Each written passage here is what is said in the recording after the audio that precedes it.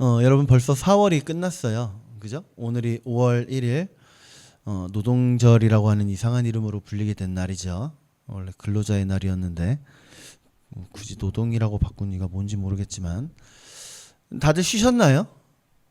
두 분 쉬셨고 집사님 쉬셨어요? 왜요? 오늘.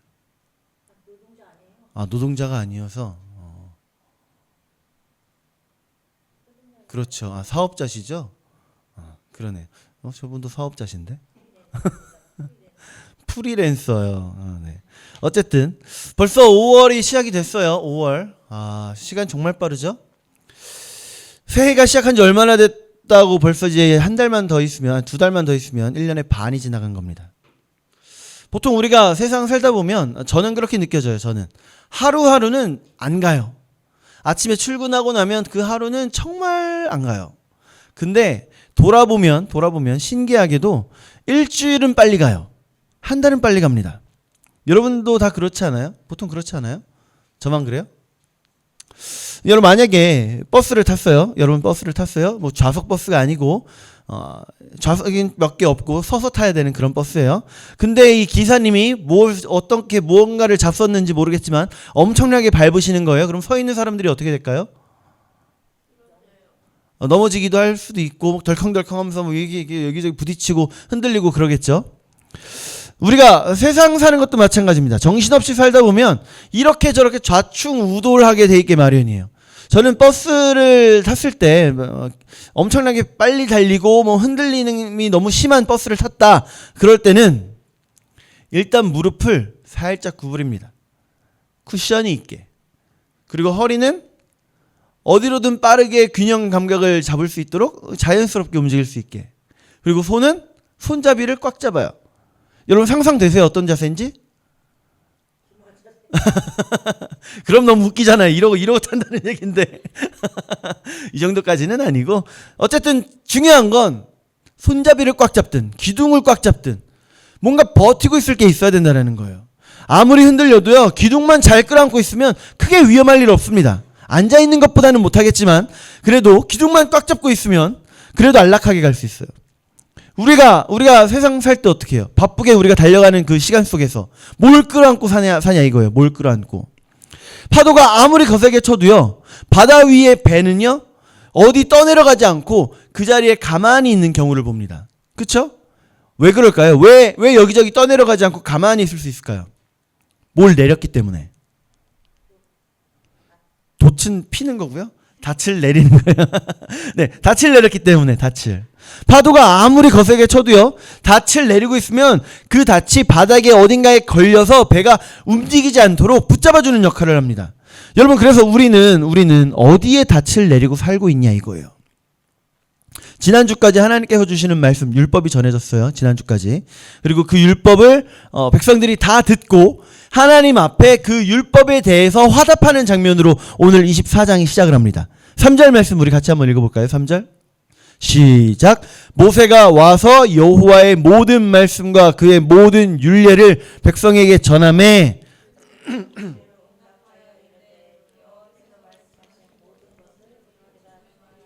아멘. 백성들은 하나님 앞에서 하나님 알려주신 율법대로 우리가 그 율법을 삶의 기준으로 살아가겠습니다. 그러니까 그 말씀을 온전히 의지해서 우리가 살아가겠습니다. 그 말씀에 닻을 내려서 살겠습니다. 이렇게 고백을 한 겁니다. 그러니까 오늘 본문인 24장은요. 이스라엘 백성들이 시내산에서 하나님과 언약을 맺는 장면이에요. 정말 중요한 장면입니다. 하나님께서 언약을 맺으시는 데 있어서 너무 중요한 게 있었고 그 중요한 것이 바로 이 이스라엘 백성들이 하나님의 말씀 안에 닻을 내리는 그거라는 거예요. 그래서 그 닻을 어떻게 내리는가? 어떻게 닻을 내리는 것이 하나님의 말씀에 닻을 내리는 것인가? 우리 함께 좀 살펴보도록 합시다. 첫 번째는요. 아는 데서 그치지 않고요. 삶으로 살아내는 신앙이었습니다. 그게 바로 하나님 앞에 하나님의 말씀에 닻을 내리는 모습인 거예요. 우리 3절 말씀 한 번 더 읽어볼게요. 너무 중요해요. 한 번 더. 자, 시작. 모세가 와서 여호와의 모든 말씀과 그의 모든 율례를 백성에게 전하매 그들이 한 소리로 응답하여 이르되 여호와께서 말씀하신 모든 것을 우리가 준행하리이다. 아멘. 딱 맞지는 않지만 모세 목사님이 오셔서 말씀을 전하시고 나니까 백성들이 그 말씀을 듣고 이해한 데서 그치는 게 아니에요. 백성들은요, 하나님께서 주신 말씀에 대해서 예 알겠습니다, 알겠고요, 그렇게 예, 이해했어요 하고 끝난 게 아니에요. 우리가 어떻게 하겠다고 했어요? 지금 준행하리이다. 머리로만 끄덕끄덕하는 모습이 아니라 말씀이 귀를 통해 들어와서 머리를 지나 가슴을 지나 팔 다리로 내려가는 겁니다. 내가 직접 그렇게 살겠습니다. 내가 그렇게 살겠습니다. 고백하는 거예요. 여러분, 새해가 되면서 그 호황을 누리는 업종이 몇 개 있잖아요. 뭐뭐 있죠? 뭐 학원도 있고, 그죠? 새해가 되면 나는 영어 공부를 할 거야. 그러면 학원 많이 등록하고 그러잖아요. 그리고 은행. 새해에는 내가 적금을 좀 들어야 되겠다 그러면서 그것보다 더 많이 호황을 누리는 곳이 있습니다. 헬스클럽, 헬스장. 새해가 되면 나는 다이어트를 해야지 하고 한 달권이든 두 달권이든 아니면 1년권이든 사요. 근데 그 헬스장 등록하면 살 빠져요? 그래요? 등록하면 살 빠져요? 아니요. 등록했어도 가서 내가 쇠질을 열심히 해야 그래야 근육도 붙고 살도 빠지는 거예요. 쇠질 안 하면 아무 소용없습니다. 아무리 유튜브로 다이어트 비법 찾아보고 다이어트 뭐 1일차, 2일차 나오는 그런 쇼츠 보고 해도 다 소용없어요. 내가 직접 하지 않으면 내 살 빠지지 않아요. 결국엔 내가 직접 쇠질을 해야 되는 거예요. 그래서 결국엔 내가 내 삶으로 살아내야 되는 겁니다. 말씀을 내가 얼마나 많이 알고 있냐, 내가 얼마나 많은 목사님들의 말씀을 들으면서 살아가냐, 그게 중요한 게 아니라고요. 얼마나 우리 교회 목사님이 설교를 잘하냐, 그런 거 중요하지 않아요. 내가 들은 말씀에 어떻게 살아가느냐, 그게 중요한 겁니다. 말씀에 내 믿음의 절대치는 내 머리를 통해서 드러나는 게 아닙니다. 내 손과 내 발을 통해 드러나는 거예요. 내게 들려진 말씀으로 살아내기 위해 내가 얼마나 치열하게 땀방울을 흘려가면서 노력하느냐, 내가 얼마나 열심히 순종하느냐, 거기에서 믿음이 보이는 겁니다. 그렇게 우리의 닻을 내리는 거예요. 우리 삶이 하나님의 말씀에 닻을 내려야 합니다. 머리로 이해하는 데서 그치는 게 아니라요, 머리를 지나 가슴을 거쳐 손, 발로, 팔, 다리로 전달되는 거. 하나님의 말씀대로 살아가려고 하는 그 치열함이 우리의 삶을 거센 파도 속에서도 하나님의 말씀으로 꼭 붙잡힌 데는 꿋꿋하게 견뎌내는 그런 우리의 삶이 되게 하는 겁니다. 결국 우리의 삶의 닻을 어떻게 하자고요? 레버를 돌리는 거예요. 어디까지? 바닥에 닿을 때까지. 삶으로 살아냅시다. 우리 삶으로 하나님의 말씀대로 살아내고자 나의 작은 노력, 한 걸음의 노력, 우리 한번 이번 한 주 동안 또 새로 돌아올 그 한 주 동안 한번 살아내보도록 합시다. 두 번째는요, 하나님과 우리의 관계예요. 하나님과 우리의 관계. 세상 그 무엇과도 비교할 수 없을 정도로 그 친밀한 연합의 닷, 그 연합의 닷이 내려져야 됩니다. 배에서 닷을 내리는데요, 그 닷은 거대한 바위에 딱 걸려야 돼요. 적당히 닿아서는 안 됩니다. 내려가다 말면 안 돼요. 심지어 내렸는데 거기가 모래밖에 없으면 안 됩니다. 큰 바위에 닿이 딱 걸려줘야 아무리 큰 배도 떠다니지 않고 버틸 수가 있는 거예요. 오늘 본문에서 아주 친밀한 교제를 이루는 모습을 봅니다. 8절 말씀 보면요. 8절 시작. 모세가 그 피를 가지고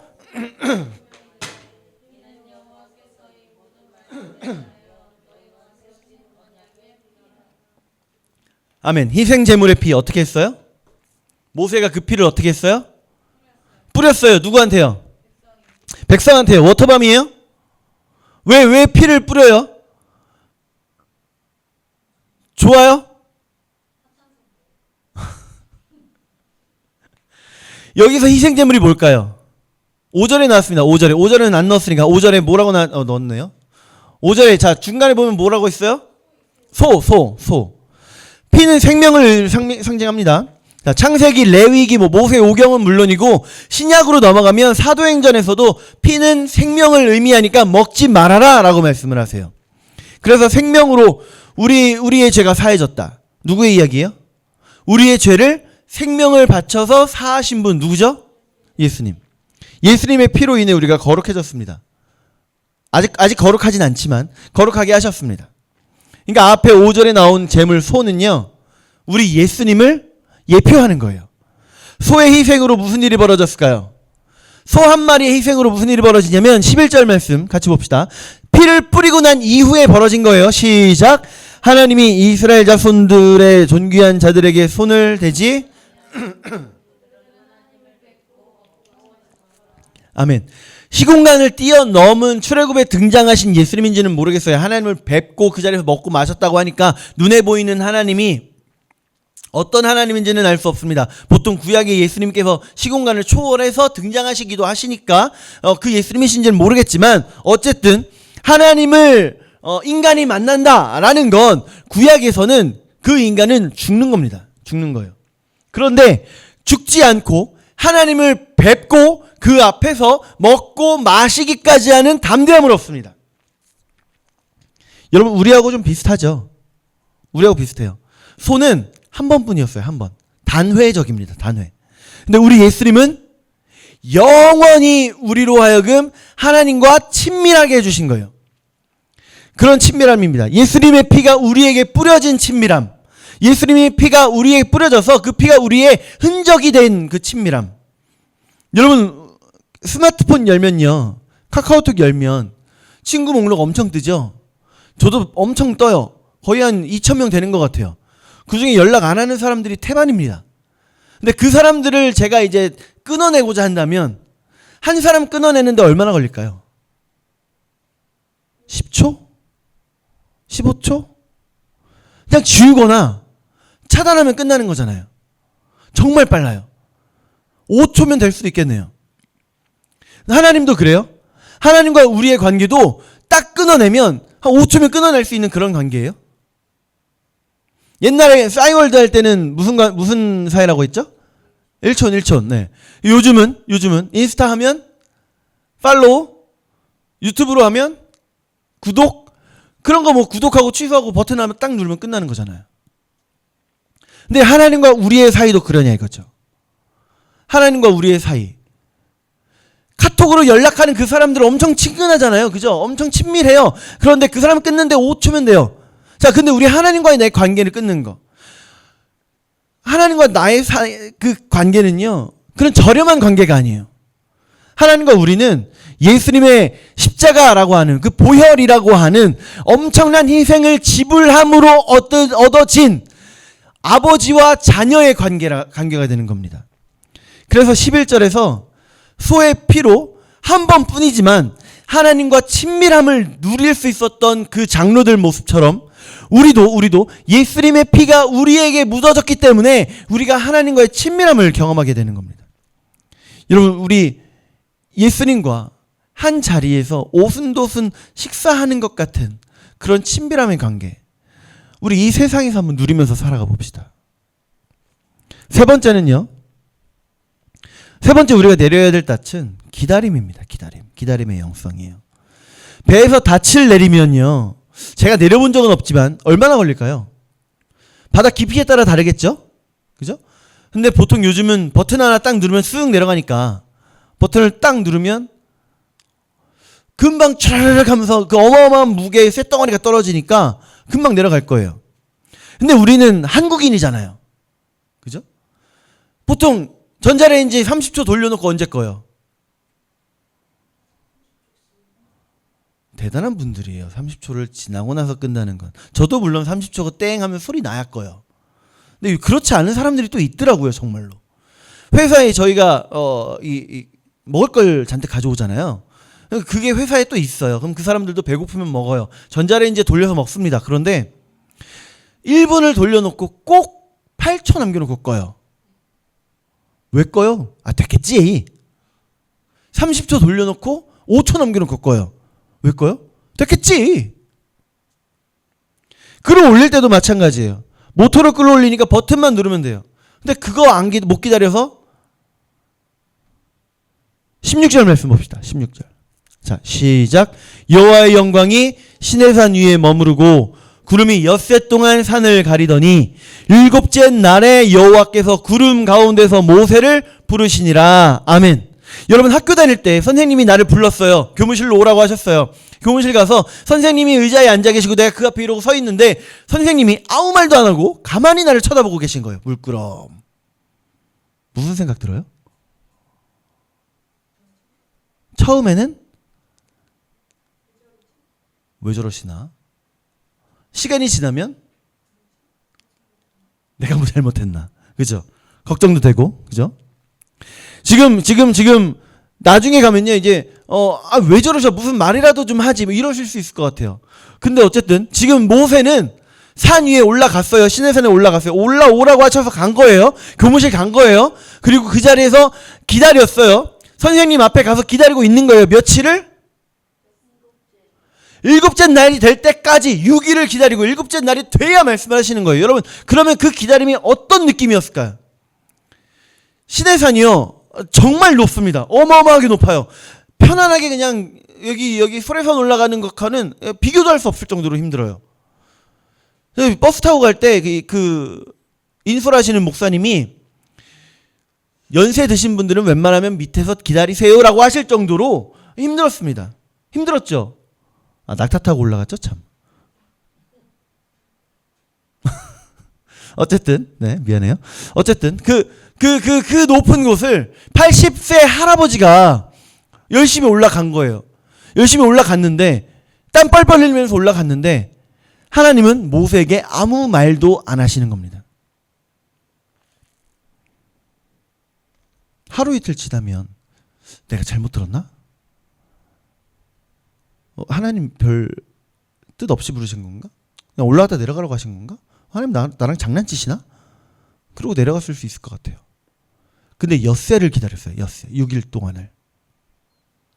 여러분, 이 6일 동안 모세 안에 무슨 일이 벌어졌을까요? 모세의 내면에, 그 심리에 무슨 변화가 생겼을까요? 정말 처음 하루 이틀은 아니, 하나님 왜 별 말씀을 안 하죠? 내가 이렇게 친히 올라왔는데, 이스라엘 이 100만 명을 이끄는 내가 이렇게 또 하나님 부르셔서 친히 올라왔는데, 이스라엘의 영적 지도자 이 모세 내가 친히 올라왔는데 하나님 왜 나한테 아무 말도 안 하시나? 하나님 안 되겠는데? 좀 더 기다려 드려야 되나? 이틀 지나고 3일, 4일 지나면 무슨 마음 들었을까요? 내가 뭐 잘못했나? 하나님 나한테 왜 말씀 안 하시지? 나 뭐 잘못했나? 4일, 5일 지나면요? 하나님 나 부르신 거 맞잖아요. 하나님 나한테 뭐라고 좀 말씀 좀 해주세요. 5일, 6일 지나면요?